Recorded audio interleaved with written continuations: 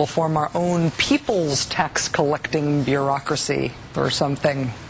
The annual April 15th I hate paying taxes tantrum this year took the form of an online tax revolt that was sponsored by all sorts of conservative organizations like our friends at the AstroTurf group Freedom Works and the National Taxpayers Union and the Republican Tea Party group the Tea Party Express. In addition to those folks on the street, they were meeting online, and right from the opening prayer at today's online revolt, the message was very clear. Thus, we have the tragic situation we're considering today: unjust, unconstitutional taxation in our land. The general complaint at all of the various tax day protests today was that President Obama and those commie Democrats in Congress have raised taxes so much. Since they took over, our taxes have just gone through the roof. We've had all we can stands, and we can't stands no more.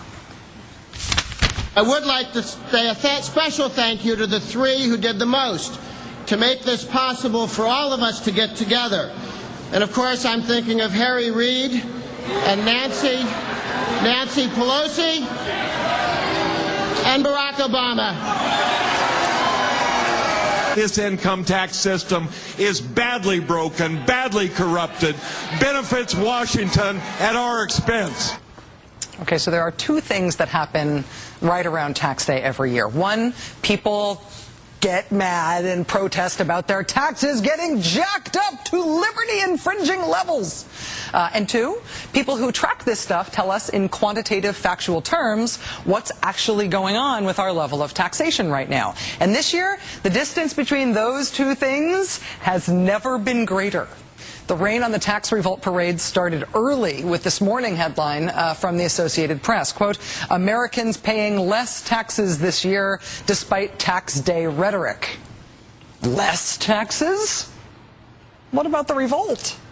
As the AP notes, quote, Congress cut individuals' federal taxes for this year by about $173 billion shortly after President Barack Obama took office. It is an inconvenient fact for all of the tax day protesters today, but taxes have actually gone down quite a bit under Barack Obama. The nonpartisan Center for Budget and Policy Priorities yesterday said thanks to Obama tax cuts, a family of four in the exact middle of the income spectrum is paying federal income taxes this year at the second lowest rate of any year, all the way back to 1955, which is as far back as the statistics go. In terms of not just income taxes, but all federal taxes, including paying for Social Security and everything, middle-income families are at or near their lowest level in decades. But if you want to still feel angry about it anyway and be mad at Obama over taxes, it's okay. Just emote. Just let it all out. Don't let the facts hold you back. Congressman Kingston, you want to take it from here? I just talked to a friend of mine. A friend of mine is a liberal. And he says, don't these people realize that 95% of you got a tax cut under the stimulus plan with President Obama? And I'm saying, if you believe that, then you believe the health care bill is going to give you better health care. Now, I love stuff like this because whether or not 95% of people, as he said, got a tax cut from the stimulus, it isn't a subjective thing. It isn't a matter of opinion. It's not something you can choose to believe or not choose to believe. This is one of those knowable facts. Assuming most of the folks in the crowd there work for a living, 95% of them really did get a tax cut under the stimulus plan. It's a fact. Here's the AP again. Quote, the massive economic recovery package enacted last year included about $300 billion in tax cuts over 10 years. About $232 billion was in cuts for individuals. I understand it might feel good to say that Obama's raising your taxes, and isn't he just some awful commie tax and spend liberal? I know that might feel good to say. I know Congressman Kingston, for example, that it might be fun to tell your liberal friend that he's stupid for believing that stimulus included tax cuts. But for those who are interested in them, there are knowable facts here. The average tax refund is up nearly 10% this year.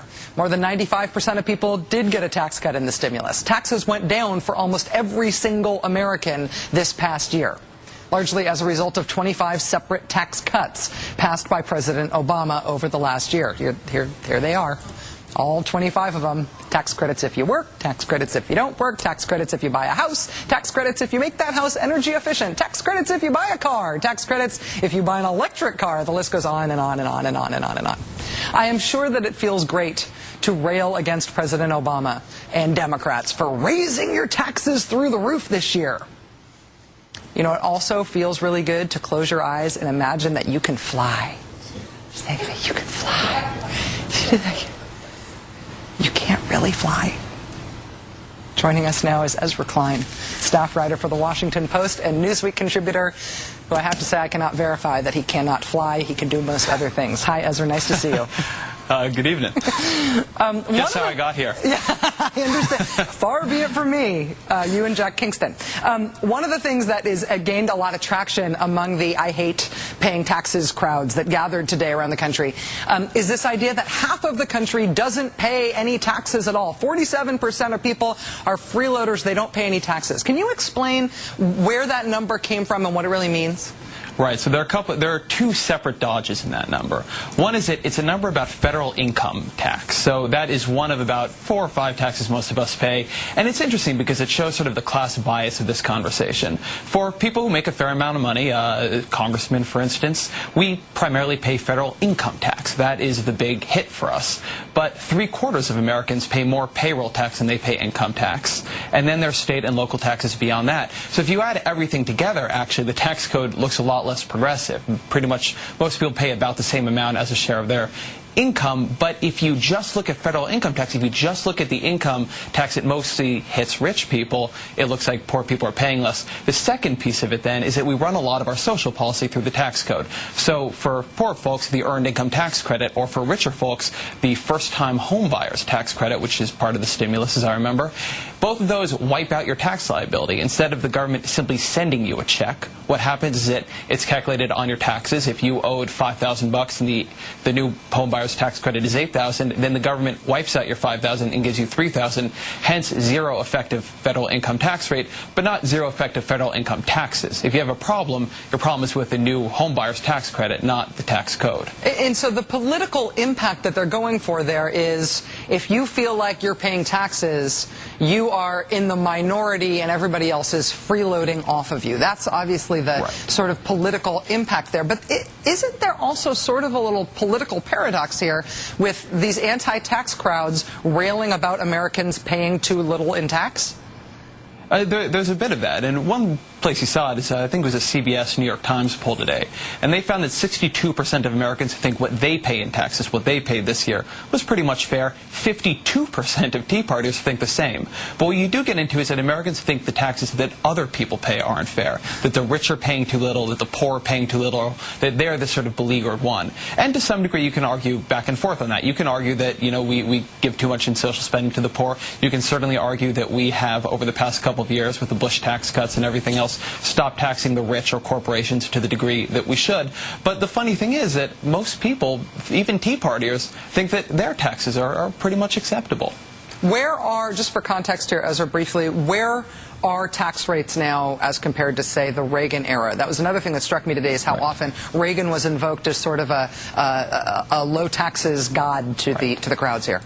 Reagan was a menace when it came from taxes. He brought taxes quite a bit down in his first year, raised them for a number of years after that, but his taxes were a lot higher than they are now, which is part of why we see the deficits that we do now. It's a big part of the reason why we have become a sort of a lower taxing nation, even as we're a higher spending nation. And that's part of the problem. When people say they want a lower tax burden, and then the next week the Tea Party protests the high deficit, and then the next week you hear the Republicans on the floor of the Congress saying, we will not ever let Democrats touch Medicare or Social Security or anything else, you sort of scratch your head and you say, well, what pony is going to come in with all the money that we need to make all this work together? And as of yet, there's been no pony. Yeah, the simultaneous existence of all those arguments is the one silver lining around not funding math education. Very well.